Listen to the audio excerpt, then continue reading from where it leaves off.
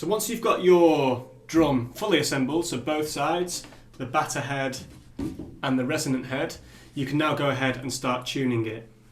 So to do so, you're going to need one of these, which is a drum key, a tuning key. Now,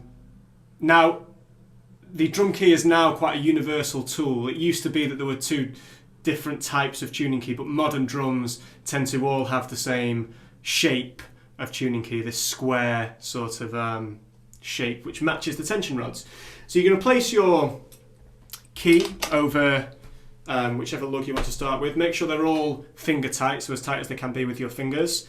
And my advice would be to tune it maybe a quarter of a turn, so 90 degrees.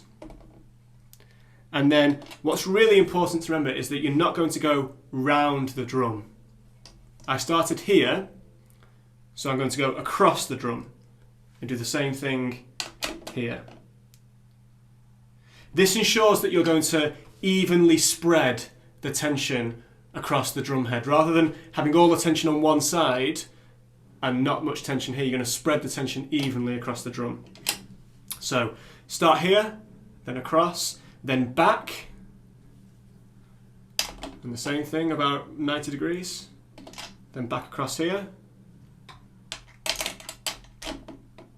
90 degrees, and back across here, 90 degrees, and then back across for the final one, and again 90 degrees. What I recommend doing now is getting your drum and seeing if you like the pitch. Please do remember to cover up with your hand the resonant head, because you get quite a lot of sound from the resonant head. So if you tap the top head, so for me that is far too low of a pitch, so I'm going to go again and tune it even more. Go through this process until you're happy with the pitch of your drum. It's far better to tune up to the correct pitch than to tune up all the way and then have to go further down. So tune up in small increments, quarter turns each time. So I'll do that again, 90 degrees, across the drum, 90 degrees, 90 degrees.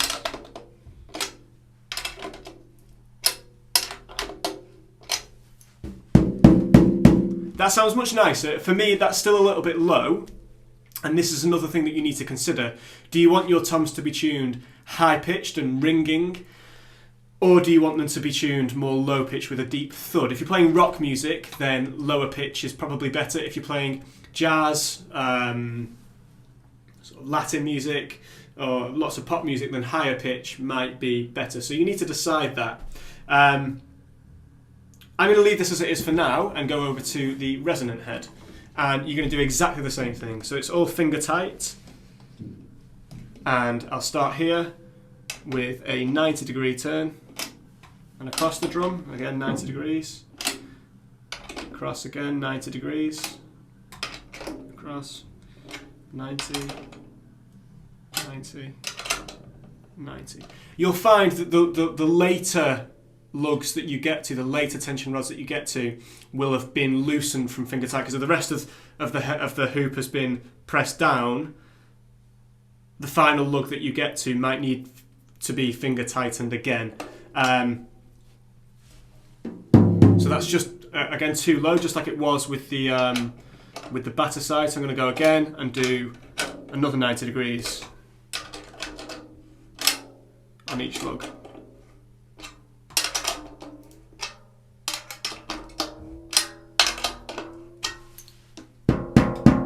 That's much more of a pitch that I would like to hear.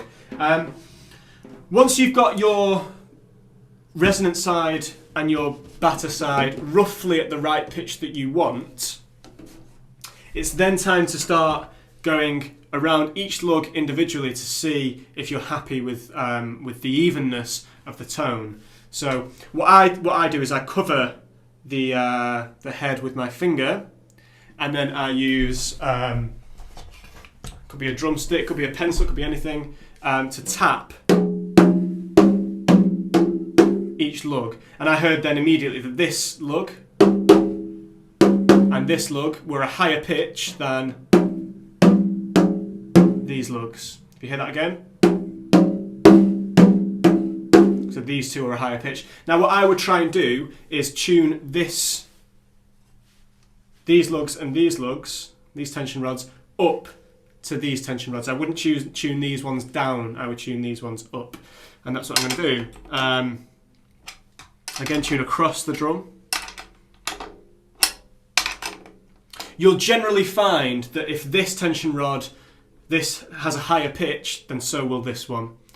Let's have a listen again. I mean, that's already more even. It's still a little bit higher here. So I'm going to go again and tune up a little bit with these tension rods.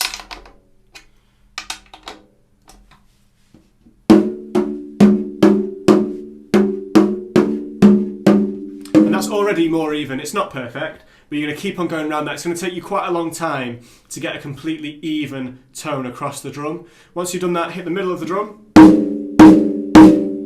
If you're happy with that pitch, then go ahead and try and make the resonant head exactly the same pitch as the batter head. At least that's how I like to tune. So do the same thing, go round each lug, get each lug around the same pitch, and try and get the pitch of your batter head and your resonant head roughly the same. So I could hear immediately then my resonant head was a higher pitch than my batter head. A lot of this will be down to the fact that my resonant head is thinner, so it already has a fundamentally higher pitch than the batter head. But try and get the pitch of your drum as even as possible. If you don't like that sound, then by all means, please do experiment. So try and make maybe the batter head a higher pitch and the resonant head a lower pitch, or the batter head a lower pitch and the resonant head a higher pitch. That is entirely up to you. I personally like a very even pitch between the two heads.